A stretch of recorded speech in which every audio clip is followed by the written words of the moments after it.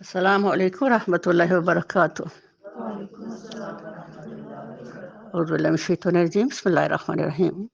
رب اشرح لي صدری ويسر لي امری واحلل عقدۃ من لسانی یفقهوا قولی، رب زدنی علما۔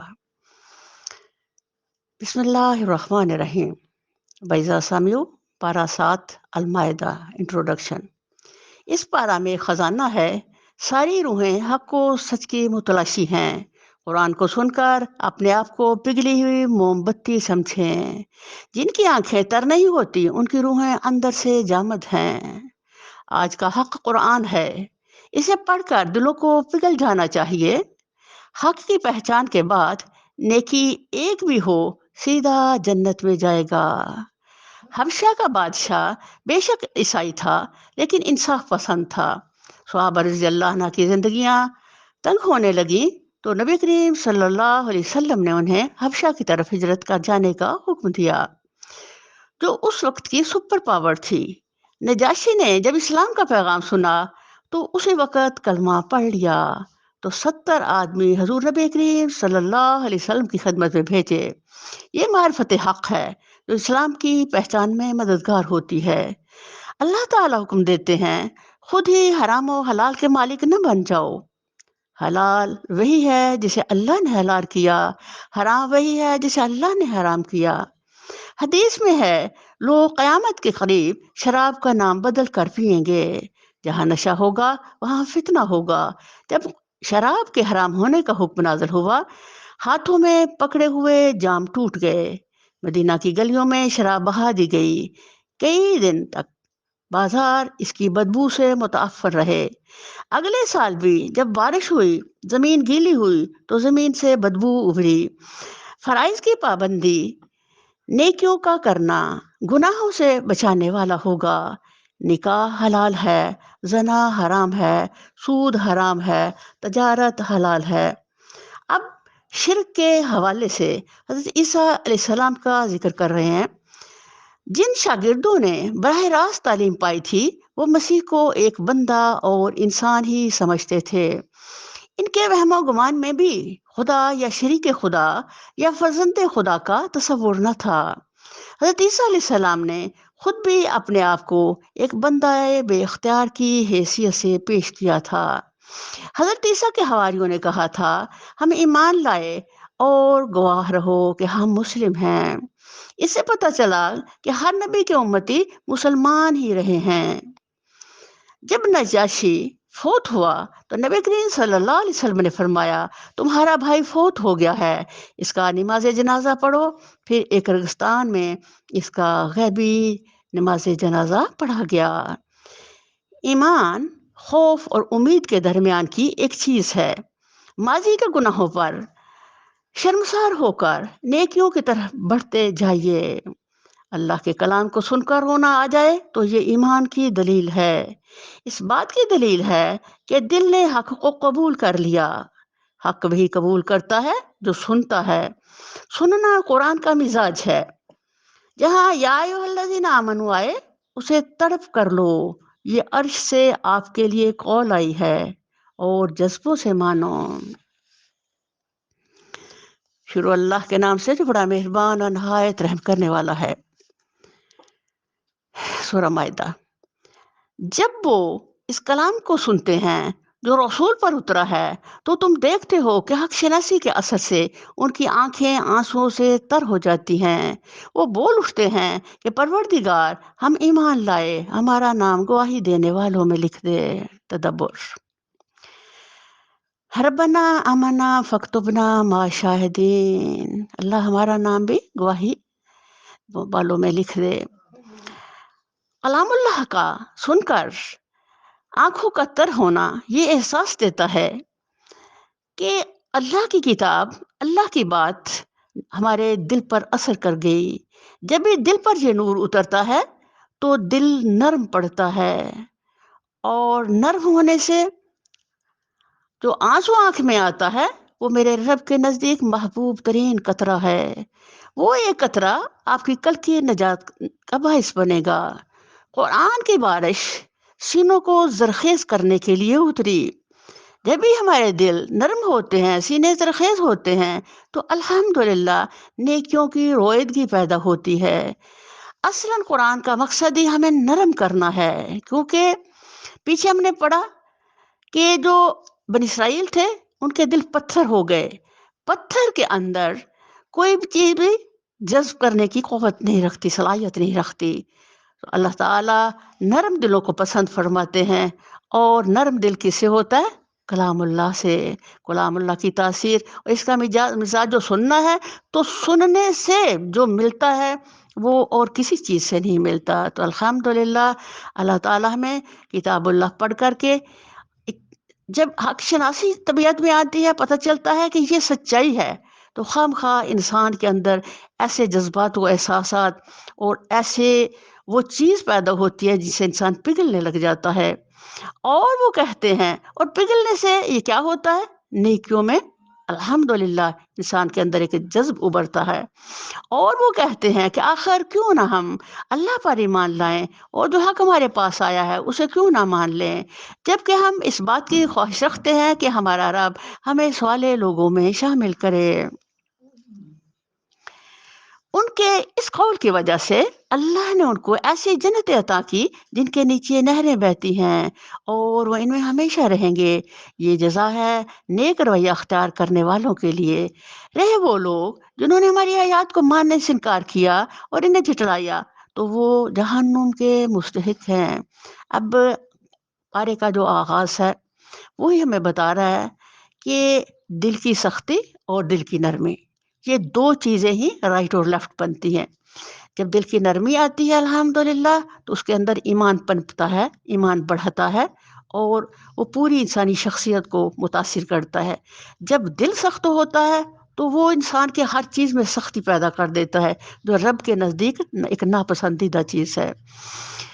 اے لو جو ایمان لائے ہو، جو پاک چیزیں اللہ نے تمہارے لیے حلال کی ہیں انہیں حرام نہ کر لو، اور حد سے تجاوز نہ کرو۔ اللہ کو زیادتی کرنے والے سخت ناپسند ہیں۔ جو کچھ حلال و طیب رزق اللہ نے تم کو دیا ہے اسے کھاؤ پیو، اور اس خدا کی نافرمانی سے بچتے رہو جس پر تم ایمان لائے ہو۔ اب حلال وہی ہے جسے اللہ نے حلال کیا، اور حرام وہی ہے جسے اللہ نے حرام کیا۔ کیوں؟ اللہ ہمارا آقا ہے، ہم اس کے غلام ہیں۔ ایک غلام کو یہ حیثیت ہی نہیں کہ وہ خود سے کسی چیز کو عدل بدل کر سکے۔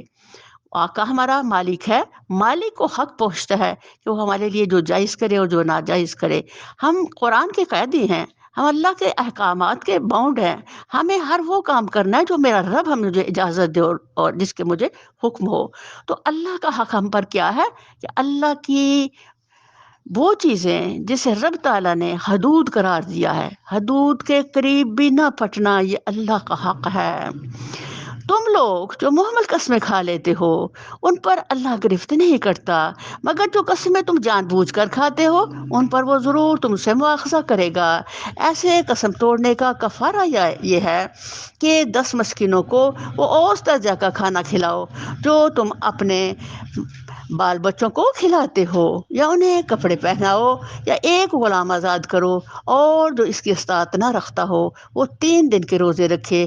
یہ تمہاری قسموں کا کفارہ ہے، جبکہ تم قسم کھا کر توڑ دو۔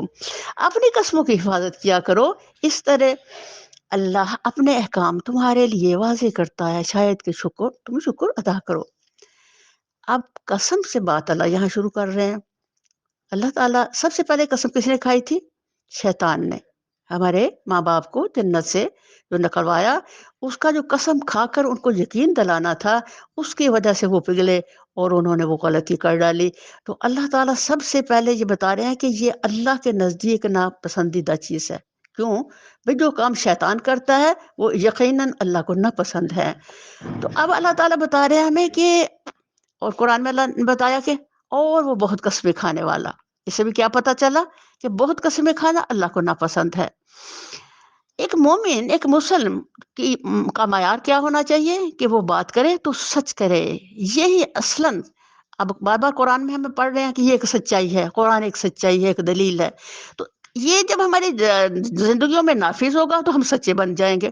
تو ہمیں قسم تب انسان کھاتا ہے جب اس کو کسی کو یہ یقین دلانا ہوتا ہے کہ میں ٹھیک کہہ رہا ہوں۔ تو کیوں نہ قسم کے بغیر ہی آپ کی گفتگو کے اندر اتنا معیار ہو کہ تم الحمدللہ بات کرو تو دوسرا مان لے۔ اور بعض اوقات ایسا بھی ہوتا ہے کہ انسان کو مجبوری ہو جاتی ہے قسم کھانے کی، تب صرف اللہ کی قسم کھاؤ، اس سے زیادہ کم نہیں۔ وجہ اللہ تو سچا گواہ ہے الحمدللہ، تو آپ رب جانتا ہے کہ آپ سچے ہیں، تو اب جب بھی مجبوری میں ضرورت پڑے قسم کی تو صرف اللہ کی قسم کھاؤ۔ اس کے علاوہ جو ہم بہت سارا بیکار قسمیں کھاتے ہیں وہ اللہ کے نزدیک ایک ناپسندیدہ عمل ہے، اور پھر وہاں اب اللہ تعالیٰ آپ کو معیار دے رہے ہیں اس کا قسمیں کھانے کا، کہ اگر تم قسم کھا کر کے تو اسے توڑتے ہو تو پھر تمہیں کس طرح سے اس کا کفارہ ادا کرنا پڑے گا، اور پھر اللہ تعالیٰ نے یہ گن گن کر کے سارا بتا دیا ہے۔ اور ہمارے زبان کا معیار کیا ہونا چاہیے کہ ہم قسم کے بغیر ہی الحمدللہ اپنی بات کو دوسروں تک پہنچائیں تو وہ یقین والی ہو۔ اے لوگوں جو ایمان لائے ہو، یہ شراب اور جوا اور یہ آستانے اور پھانسے اور یہ سب گندے شیطانی کام، ان سے پرہیز کرو، امید ہے کہ تمہیں فلاح نصیب ہوگی۔ اب جو شراب ہے وہ انسان کے حواس کو متاثر کرتی ہے، اور جون سے کفار مکہ تھے وہ شراب کے رسیا تھے۔ اب اللہ تعالیٰ نے جب خوشخبریاں سنائی جنت کی تو ان میں اللہ نے کہا کہ تمہیں وہاں جنت میں شراب ملے گی۔ اب جنت کی شراب اور یہ دنیا کی شراب، دنیا کی شراب کیا ہے جو ہمیں سینس لیس کرتی ہے، تو جنت کی شراب جو سی ہوگی وہ اعلیٰ مشروب ہوگا جسے انسان انجوائے کرے گا۔ اللہ تعالیٰ ہر وہ چیز جو دنیا میں ہمیں پسند ہے لیکن اللہ کے نزدیک وہ ناپسندیدہ ہے، اس کا تذکرہ جنت میں کر رہے ہیں۔ اس کو قربان کرو گے تو اس کا ریوارڈ جنت میں ملے گا انشاءاللہ۔ تو جب بھی ہم اپنے سینس پوری میں کوئی کام کریں گے تو وہ ایک بہترین کام ہوگا، اور خصوصی طور پہ جب ہم نماز پڑھیں گے تو اس میں تو بالکل بھی ہمیں پوری سینس اور حواس اور پاکیزگی اور مطہر ہونے کی حیثیت سے وہ عبادت کرنا ہے۔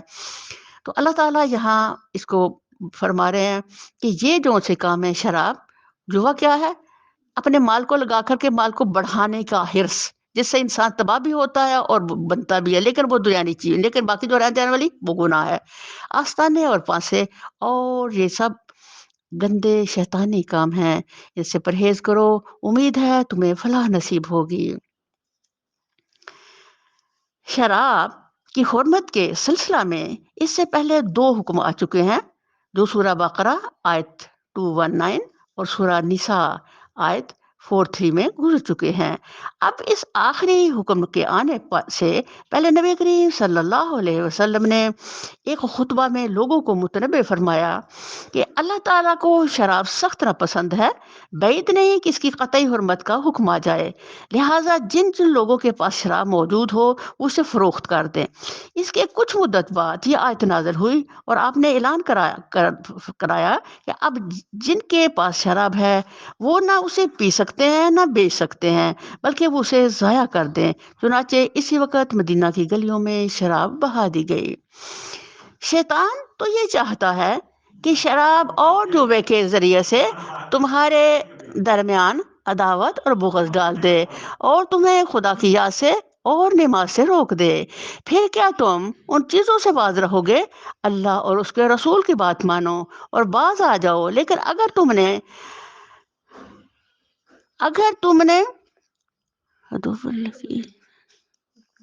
حکم عدولی کی تو جان لو کہ ہمارے رسول پر بس صاف صاف حکم پہنچا دینے کی ذمہ داری تھی۔ جو لوگ ایمان لے آئے اور نیک عمل کرنے لگے، انہوں نے پہلے جو کچھ کھایا تھا اس پر کوئی گرفت نہ ہوگی، بشرطے کہ وہ آئندہ ان چیزوں سے بچے رہیں جو حرام کی گئی ہیں، اور ایمان پر ثابت قدم رہیں اور اچھے کام کریں۔ پھر جس جس چیز سے روکا جائے اس سے رکیں، اور جو فرمان الہی ہو اسے مانیں، پھر خدا ترسی کے ساتھ نیک رویہ رکھیں۔ اللہ نیک کردار لوگوں کو پسند کرتا ہے۔ اب سبحان اللہ، یہ کہ اللہ تعالیٰ کس طرح سے ہمیں مطہر کر رہے ہیں۔ ہر وہ چیز جو انسانی زندگی کے لیے اخلاقی لحاظ سے، معاشرے کے لحاظ سے ناپسندیدہ ہے اور نقصان دینے والی ہے، اللہ ان سب سے ہمیں روک رہے ہیں۔ اور اللہ تعالیٰ کا بیسک اس سے مقصد یہ ہے کہ اللہ کی اس پاکیزہ زمین پر انسان اس طرح جیے کہ پوری زمین جو ہے الحمدللہ وہ ایک سچائی پر مبنی دنیا بن جائے۔ بہترین معاشرے کا حق اللہ یہاں کھینچ رہے ہیں۔ اے لوگوں جو ایمان لائے ہو، اللہ تمہیں اس شکار سے کے ذریعہ سے سخت آزمائش میں ڈالے گا جو بالکل تمہارے ہاتھوں اور نیزوں کی زد میں ہوگا، یہ دیکھنے کے لیے کہ تم میں کون اس سے غائبانہ ڈرتا ہے۔ پھر جس نے اس تنبیہ کے بعد اللہ کے مقرر کیے ہوئے حد سے تجاوز کیا، اس کے لیے دردناک سزا ہے۔ اے لوگوں جو ایمان لائے ہو، احرام کی حالت میں شکار نہ کرو، اور اگر تم میں سے کوئی جان بوجھ کر ایسا کر گزرے تو جو جانور اس نے مارا ہو اسی کے ہم پلہ ایک جانور اسے مویشیوں میں سے نظر دینا ہوگا، جس کا فیصلہ تم میں سے دو آدمی کریں گے، اور یہ نذرانہ کعبہ پہنچایا جائے گا یا نہیں، تو اس گناہ کے کفارہ میں چند مسکینوں کو کھانا کھلانا ہوگا یا اس کے بقدر روزے رکھنے ہوں گے تاکہ وہ اپنے کیے کا مزہ چکھے۔ پہلے جو کچھ ہو چکا اسے اللہ نے معاف کر دیا، لیکن اب اگر کسی نے اس حرکت کا اعادہ کیا تو اس سے اللہ بدلہ لے گا۔ اللہ سب پر غالب ہے اور بدلہ لینے کی طاقت رکھتا ہے۔ انسان کے لیے اللہ تعالیٰ کا احسان عظیم یہ ہے کہ اگر وہ ساری زندگی بھی گناہ کرتا رہا ہے، غلط کاریوں میں رہا ہے، تو اللہ تعالیٰ کی طرف سے عظیم رعایت اور احسان ہے اور فضل اس رب کا کہ اللہ تعالیٰ فرماتے ہیں ابھی جب میں نے آپ کو حکم دیا کہ ان چیزوں کو چھوڑ دو، چھوڑ کر کے معافی مانگ لو گے اللہ کو، تو اللہ سارے ہی گناہوں کو معاف فرما دے گا۔ اور غفور الرحیم لفظ کا مطلب ہی یہ ہے ان صفتوں کا اللہ کی کا کہ وہ نہ صرف تمہارے سارے گناہ معاف کر دے گا، بلکہ جتنے گناہ تم نے کیے وہ اتنی نیکیاں بنا کے تمہارے نامہ عمل میں ڈال دے گا۔ رحیم یہ اسی صفت میں آتا ہے۔ تمہارے لیے سمندر کا شکار اور اس کا کھانا حلال کر دیا گیا، جہاں تم ٹھہرو وہاں بھی اسے کھا سکتے ہو، اور قافلے کے لیے زیادہ راہ بھی بنا سکتے ہو، البتہ خشکی کے شکار جب تک تم احرام کی حالت میں ہو تم پر حرام کیا گیا ہے۔ پس بچو اس خدا کی نافرمانی سے جس کی پیشی میں تم سب کو گھیر کر حاضر کیا جائے گا۔ اب قرآن عظیم جو سا ہے وہ عرب کے مزاج کے مطابق اتارا گیا ہے۔ جو سا شکار ہے جو ان کی گھٹی میں بچا ہوا تھا، ان کی فیوریٹ چیز تھی شکار کرنا، تو اللہ تعالیٰ نے خصوصی طور پہ اس پہ پابندی ڈالی، کیونکہ احرام کی حالت میں بھی لوگوں کی زبان میں پانی آ جاتا تھا کہ اچھا یہ چیز ہمارے قابو میں آ رہے ہم اس کو پکڑ لیں۔ تو سبحان اللہ، اللہ تعالیٰ کا جو ٹیسٹ ہے، جو امتحان ہے، اور خصوصی طور پہ جو حج ہے، یہ ایک عظیم قربانی کی داستان ہے جس پہ اللہ تعالیٰ ہمیں بتانا یہ چاہ رہے ہیں کہ یہ دیکھو اس حالت میں تم لوگوں کو اللہ کی پابندیوں کو ملحوظ رکھنا ہر حال میں، اور بے شک وہ تمہیں کتنی پسند ہو، بے شک کوئی بھی تمہاری حالت ہو، تم کو یہ خیال رکھنا ہے کہ یہ اللہ نے اس چیز پہ مجھے پابندی لگائی ہے تو مجھے اس پابند رہنا ہے۔ اللہ نے مکان محترم کعبہ کو لوگوں کے لیے اجتماعی زندگی کے قیام کا ذریعہ بنایا، اور ماہ حرام اور قربانی کے جانوروں اور کلادوں کو بھی اس کام میں معاون بنا دیا، تاکہ تمہیں معلوم ہو جائے کہ اللہ آسمانوں اور زمین کے سب حالات سے باخبر ہے اور اسے ہر چیز کا علم ہے۔ خبردار ہو جاؤ، اللہ سزا دینے میں بھی سخت ہے اور اس کے ساتھ بہت درگزر اور رحم کرنے والا بھی ہے۔ سبحان اللہ، اللہ کی قربان جاؤں جو قرآن عظیم کے شروع میں اللہ نے ہمیں کہا کہ میں ارحم الراحمین ہوں، تو وہ چیز مسلسل قرآن میں چل رہی ہے۔ ہر بات، ہر قانون، ہر پابندی کے ساتھ، ہماری غلطی گناہ کے ساتھ اس کی یہ صفتیں چل رہی ہیں کہ تم اپنے رحمان رب کو اپنے لیے، اپنے اعمال کے لیے کتنا رحیم پاؤ گے اگر تم اس کی اطاعت میں آتے ہو تو اصل چیز کیا ہے؟ اطیع اللہ و اطیع الرسول۔ ہمارے ذہن میں ہر لمحے یہ چیز رہے کہ میں اللہ تعالیٰ کے حکموں کے آگے، جب بھی میں نے لا الہ الا اللہ محمد رسول اللہ پڑھا تو میں نے غلامی کا کلام اپنے گلے میں ڈال لیا، تو مجھے اب ہر حال میں، ہر وقت اللہ کے ہر حکم پر سر تسلیم خم کرنا ہے۔ اسی لیے اللہ تعالیٰ نے بار بار ابراہیم علیہ السلام کی داستانیں ہمیں سنائی ہیں کہ وہ دیکھو ابراہیم، وہ میرا بندہ تھا جو ہر حال میں اطاعت گزار تھا، کانے تھا۔ تو اللہ فرما رہے ہیں آگے تمہارے کھلے اور چھپے سب حالات کا جاننے والا اللہ ہے۔ اے پیغمبر، ان سے کہہ دو کہ پاک اور ناپاک بہرحال یکساں نہیں ہیں، خواہ ناپاک کی بہتات تمہیں کتنا ہی فریفتہ کرنے والی ہو۔ پس اے لوگو جو عقل رکھتے ہو، اللہ کی نافرمانی سے بچتے رہو، امید ہے فلاح تمہیں فلاح نصیب ہوگی۔ الحمدللہ، اللہ تعالیٰ یہ اس میں اللہ کا تعالیٰ کا بڑا ہی ایک جیسے ایک ماں اپنے بچے کو نصیحت کرتے ہوئے خوبصورت انداز سے کبھی تنبیہ کرتی ہے، کبھی وارننگ کرتی ہے، کبھی بڑے محبت اور پیار کے انداز اختیار کرتی ہے۔ تو اللہ تعالیٰ نے کلام اللہ کے اندر اپنے سارے ہی محبتوں کے انداز جو ہیں وہ ڈال دیے ہیں، تاکہ یہ انسان جو ہے یہ کسی طرح جہنم سے بچ جائے اور جنت کا وارث بن جائے۔ اے لوگو جو ایمان لائے ہو، ایسی باتیں نہ پوچھا کرو جو تم پر ظاہر کر دی جائیں تو تمہیں ناگوار ہوں، لیکن اگر تم انہیں ایسے وقت پوچھو گے جبکہ قرآن نازل ہو رہا ہو، وہ تم پر کھول دی جائیں گی۔ اب تک جو کچھ تم نے کیا اسے اللہ نے معاف کر دیا، وہ درگزر کرنے والا اور بردبار ہے۔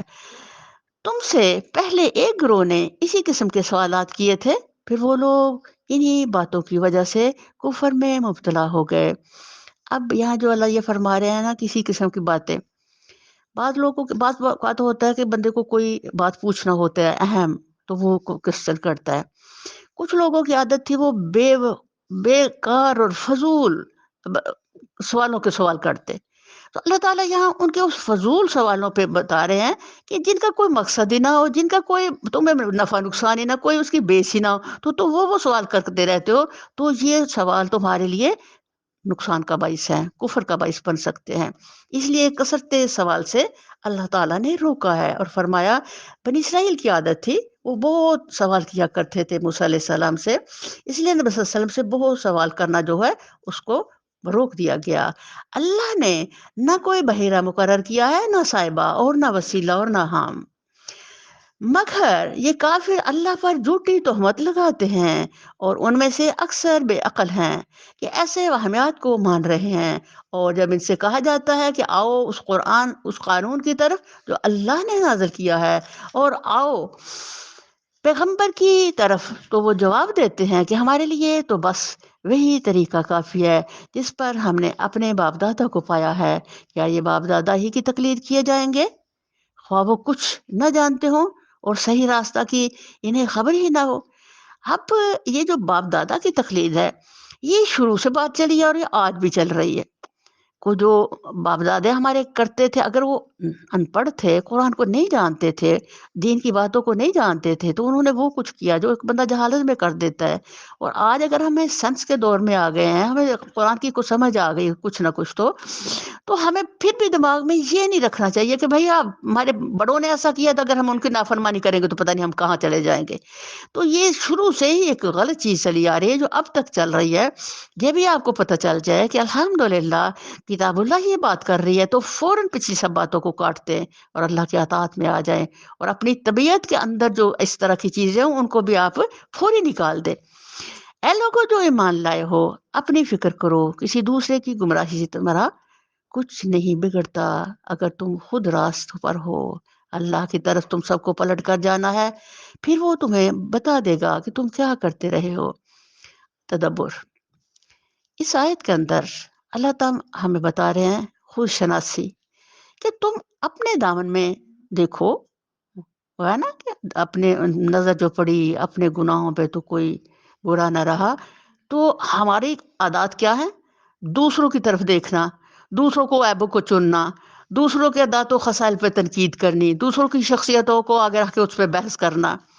تو اللہ تعالیٰ بتا رہے ہیں کہ بھئی تم لوگ جو ہو نا، دوسروں کے عیب چننے کی بجائے، دوسروں کی فکر کرنے کی بجائے، دوسروں پہ تنقید کرنے کی بجائے، ان کے عیب ڈھونڈنے کی بجائے خود اپنے دامن میں جھانکو۔ جب انسان اپنے دامن میں جھانکتا ہے تو اس کے پاس ٹائم نہیں رہتا دوسروں کے گناہ چننے کی۔ تو یہ خاص ہماری تربیت کے لیے اللہ تعالیٰ یہ فرمایا ہے۔ ہماری آنکھیں جو ہیں وہ باطن کو کم دیکھتی ہیں اور سامنے زیادہ دیکھتی ہیں، تو سامنے جو نظر آتا ہے اسی پہ ہم اپنی زندگی کا گول بنا لیتے ہیں۔ تو اللہ تعالیٰ ہمیں اپنے اندر جھانکنے کی ترغیب دے رہے ہیں اور فرما رہے ہیں کہ دوسروں کی فکر نہ، اس سے یہ مت سمجھے کہ دوسروں کی فکر بالکل بھی مجھے اگنور کرنا ہے، نہیں بھائی، میرا اصل ٹارگٹ کیا ہے؟ نیکی کا حکم دینا اور برائی سے روکنا۔ تو یہ جو بات کی جا رہی ہے اس کا اصل مقصد یہ ہے کہ اگلوں کے عیب نہیں چنو، کسی کی غیبتیں نہیں کرو، किसी के साथ वो बिहेव नहीं करो जिससे तुम्हें नुकसान पहुंचे। तो बाकी असलन जो हमारा टारगेट है, एक मोमिन ऐ ईमान वालो, अल्लाह मुखातिब फरमा रहे हैं आज से पहले, तो हमारा टारगेट नेकी का हुक्म देना और बुराई से रोकना है। दूसरों पे क्रिटिसाइज करना और उनके ऐब चुनना हमारा काम नहीं है। तो इसका असल पैगाम हमारे लिए ये है, ये हमारी एक किरदार साजी कर लिए के लिए और हमारे हमें एक गहरा तफक्कुर देने के लिए ये अल्लाह का पैगाम है। ऐ लोगों जो ईमान लाए हो, जब तुम में से किसी की मौत का वक्त आ जाए और वो वसीयत कर रहा हो, तो उसके लिए शहादत का निसाब ये है कि तुम्हारी जमात में से दो साहिबे अदल आदमी गवाह बनाए जाएं, या अगर सफर की हालत में हो और वहां मौत की मुसीबत पेश आ जाए तो गैर लोगों ही में से दो गवाह ले लिए जाएं।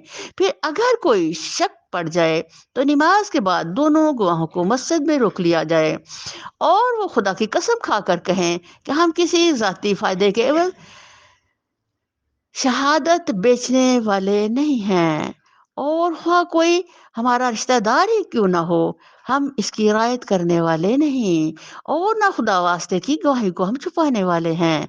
अगर हमने ऐसा किया तो गुनाहगारों में शुमार होंगे। लेकिन अगर पता चल जाए कि इन दोनों ने अपने आप को गुनाह में मुब्तला किया है, तो फिर इनकी जगह दो और शख्स जो इनकी बनिस्बत शहादत देने के लिए अहल तर हों, इन लोगों में से खड़े हों जिनकी हक तलफी हुई हो, और वो खुदा की कसम खाकर कहें कि हमारी शहादत उनकी शहादत से ज़्यादा हक है और हमने अपनी गवाही में कोई ज्यादती नहीं की है। अगर हम ऐसा करें तो जालिमों में होंगे। इस तरीका से ज़्यादा तवक्को की जा सकती है कि लोग ठीक-ठीक शहादत देंगे, या कम अज़ कम इस बात ही का खौफ करेंगे कि इनकी कसमों के बाद दूसरी कसमों से कहीं इनकी तजदीद ना हो जाए। अल्लाह से डरो और सुनो, अल्लाह नाफरमानी करने वालों को अपनी रहमत से महरूम कर देता है। जिस रोज अल्लाह सब रसूलों को जमा करके पूछेगा तुम्हें क्या जवाब दिया गया, तो वो अर्ज करेंगे हमें कुछ इल्म नहीं, आप ही तमाम पोशीदा हकीकतों को जानते हैं। फिर तसव्वुर करो उस वक्त का जब अल्लाह फरमाएगा, ए मरियम के बेटे ईसा, याद कर मेरी उस नेमत को जो मैंने तुझे और तेरी माँ को अता की थी।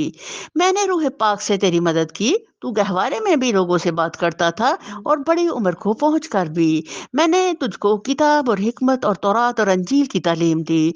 तो मेरे हुक्म से मिट्टी का पुतला परिंदे की शक्ल का बनाता और इसमें फूंकता था, और वो मेरे हुक्म से परिंदा बन जाता था। तो मादरजात अंधे और कोढ़ी को मेरे हुक्म से अच्छा करता था, तो मुर्दों को मेरे हुक्म से निकालता था। फिर जब तो बनी इसराइल के पास से निशानियां लेकर पहुंचा, और जो लोग उनमें से मुनकरे हक थे उन्होंने कहा कि ये निशानियां जादूगरी के सिवा और कुछ नहीं हैं, तो मैंने ही तुझे तुझे उनसे बचाया। और जब मैंने हवारियों को इशारा किया कि मुझ पर और मेरे रसूल पर ईमान लाओ, तब उन्होंने कहा हम ईमान लाए और गवाह हो कि हम मुस्लिम हैं। सुभान अल्लाह। ये देखें कि अल्लाह के सच्चे रसूलों की सच्ची निशानियां एक बंदे को वो जादूगरी लगती हैं और एक बंदे के लिए वो ईमान का बाइस बनती हैं। इसीलिए अल्लाह ताला कलामुल्लाह जो हमारे हाथों में है, इसलिए फरमाते हैं कि एक बंदे के लिए इसके अंदर गुमराही है और एक बंदे के लिए इसमें हदायत है। तो अल्हम्दुलिल्लाह अल्लाह ताला ने दोनों ही चीज़ों को कैसे वाज़िया कर दिया, ताकि जो हदायत पाने वाले लोग हैं उनको इसमें नूर, रोशनी और रहमत और बरकत नज़र आए, और एक सकीनत न। देखो हम कुरान पढ़ते हैं, हमें सुकून मिलता है, तो इसका क्या वजह कि हमारे अंदर खुद से तलब है इस कलाम की। तो वो लोग जो इसकी तरफ आते ही नहीं है, उनकी तलब ही नहीं है, उनको समझते हैं नहीं कि आला चीज़ है, तो उनके लिए कुछ भी ये नफ़ा बख्श नहीं है। हवारियों के सिलसिला में ये वाक़या भी याद रहे, जब हवारियों ने कहा, "ऐ ईसा इब्ने मरियम, क्या आपका रब हम पर आसमान से खाने का ख्वान उतार सकता है?" तो ईसा ने कहा, "अल्लाह से डरो, अगर तुम मोमिन हो।" उन्होंने कहा, "हम बस ये चाहते हैं कि उस ख्वान से खाना खाएँ और हमारे दिल मुतमईन हों, और हमें मालूम हो जाए कि आपने जो कुछ हमसे कहा वो सच है, और हम उन पर गवाह हों।" इस पर ईसा इब्ने मरियम ने दुआ की, "खुदाया, हमारे रब हम पर आसमान से ख्वान नाज़िल कर, जो हमारे लिए और हमारी अगली अगलों पिछलों के लिए खुशी का मौका करार पाए, और तेरी तरफ से एक निशानी हो, हमको रिज़्क दे, और तू बेहतरीन राज़िक है।" ये जो दुआ है جو اسے ابن نے عیسیٰ علیہ السلام نے کیا ہے، یہ الحمدللہ رزق کی برکت کا باعث ہے۔ ہر کسی کو چاہیے کہ یہ دعا ضرور پڑھے، کیونکہ یہاں رزق کو سمجھتے ہیں نا آپ، ہر طرح کی نعمتیں، ہر بندہ محتاج ہے رحمان کی نعمتوں کا۔ تو اس دعا کی برکت سے الحمدللہ اللہ تعالیٰ ہمیں وہ کچھ وہاں کچھ سے دیتے ہیں جس کا ہم تصور نہیں کر سکتے۔ یہ بہت ہی برکت والی دعا ہے۔ جب یہ حضرت عیسیٰ نے یہ دعا کی تو آسمان سے فرشتے آئے اور انہوں نے 7 روٹیاں اور 7 مچھلیاں لا کے تو ان کے پاس رکھ کے تو چلے گئے۔ تو پھر وہ صحابہ تھے حضرت عیسیٰ کے، انہوں نے کھایا، اور کھانے کے بعد ان کو ایک ایمان کی تقویت ملی، کیونکہ یہ آسمان کا تحفہ تھا الحمدللہ۔ اللہ نے جواب دیا، میں اس کو تم پر نازل کرنے والا ہوں، مگر اس کے بعد جو تم میں سے کفر کرے گا اسے میں ایسی سزا دوں گا جو میں نے کسی کو دنیا میں نہ دی ہوگی۔ غرض جب یہ سند یاد دلا کر اللہ فرمائے گا، اے عیسیٰ ابن مریم، کیا تو نے لوگوں سے کہا تھا کہ خدا کے ساتھ مجھے اور میری ماں کو بھی خدا بنا لو؟ تو وہ جواب میں عرض کرے گا، سبحان اللہ، میرا یہ کام نہ تھا۔ اب یہ دیکھو، ہم نے شروع میں قرآن میں پڑھا الحمدللہ، الحمدللہ کا ہم سمجھ گئے نا کہ کیا تھا، کہ ساری مثبت چیزیں، ساری پازیٹیو کائنات کی کس میں آتی ہیں؟ الحمد میں۔ تو یہ سبحان اسی کے معنی میں آ رہا ہے۔ سبحان میں تمام نیگیٹیوٹی سے، تمام منفی چیزیں جب ہٹا دی جائیں تو وہ سبحانک بن جاتا ہے۔ اور وہ ہم نے اس کا اعزاز پڑھا تھا الحمدللہ کا، کہ کتنا وزنی ہوگا کل اور جنت میں کیسے ملے جائے گا۔ اس کا اعزاز یہ ہے کہ جب بھی آپ کسی اپنی دعا کے ساتھ سبحانک ملاتے ہیں تو الحمدللہ وہ یقینی دعا کی قبولیت کا باعث بناتی ہے سبحانک کا کہنا۔ تو اس لیے ہماری ہر دعا کے اندر سبحان اللہ کا لفظ ضروری ہونا چاہیے۔ میرا یہ کام نہ تھا کہ وہ بات کہتا جس کے کہنے کا مجھے حق نہ تھا۔ اگر میں نے ایسی بات کہی ہوتی تو آپ کو ضرور علم ہوتا۔ آپ جانتے ہیں جو کچھ میرے دل میں ہے، اور میں نہیں جانتا جو کچھ آپ کے دل میں ہے۔ آپ تو ساری پوشیدہ حقیقتوں کے عالم ہیں۔ میں نے ان سے اس کے سوا کچھ نہیں کہا جس کا آپ نے حکم دیا تھا، یہ کہ اللہ کی بندگی کرو جو میرا رب بھی ہے اور تمہارا رب بھی ہے۔ میں اسی وقت تک ان کا نگران تھا جب تک کہ میں ان کے درمیان تھا۔ جب آپ نے مجھے واپس بلایا تو آپ ان پر نگران تھے، اور آپ تو ساری چیزوں پر نگران ہیں۔ اب اگر آپ انہیں سزا دیں تو آپ کے بندے ہیں، اور اگر معاف کر دیں تو آپ غالب اور دانا ہیں۔ حضرت عیسیٰ علیہ السلام کے یہ تاریخی کلمات ہیں۔ یہ کلمات عیسیٰ علیہ السلام کب کہیں گے؟ جو حشر کا دن ہوگا، اور اللہ تعالیٰ بلائیں گے عیسیٰ علیہ السلام کو اور پوچھیں گے کہ یہ تمہاری جو امت جو کچھ کیا وہ کیوں کیا؟ اس پر وہ فرمائیں گے اللہ تعالیٰ آپ زیادہ جانتے ہیں۔ اور اس کے بعد یہ کلمہ تب پڑھیں گے وہ اللہ کے دربار میں، اب اگر آپ انہیں سزا دیں تو آپ کے بندے ہیں، اور اگر معاف کر دیں تو آپ غالب و دانا ہیں۔ یہ تاریخی کلمات اس لیے ہیں کہ یہ حشر کے دن عیسیٰ علیہ السلام رحمان کے دربار میں ان الفاظ سے اپنی بات کریں گے۔ اور اللہ اکبر کبیرہ، یہ آیت کا اتنا صحابہ پہ اثر ہوا کہ ایک صحابی جو شام کو اپنی عشاء کے بعد نماز کے لیے کھڑے ہوتے ہیں نوافل میں، وہ اس آیت کو دہرانا شروع کرتے ہیں اور رونا شروع کرتے ہیں۔ پوری رات گزر جاتی ہے اور وہ اس آیت کو پڑھتے رات گزار دیتے ہیں روتے ہوئے۔ اللہ اکبر کبیرہ، یعنی دیکھو جیسی صحابہ کو قرآن کی سمجھ آئی وہ شاید کبھی بھی کسی انسان کو نہ آ سکے۔ تب اللہ فرمائے گا، یہ وہ دن ہے جس میں سچوں کو ان کی سچائی نفع دیتی ہے۔ ان کے لیے ایسے باغ ہیں جن کے نیچے نہریں بہہ رہی ہیں، یہاں وہ ہمیشہ رہیں گے۔ اللہ ان سے راضی ہوا، اور وہ اللہ سے یہی بڑی کامیابی ہے۔ سبحان اللہ۔ زمین اور آسمان اور تمام موجودات کی بادشاہی اللہ ہی کے لیے ہے، اور وہ ہر چیز پر قدرت رکھتا ہے۔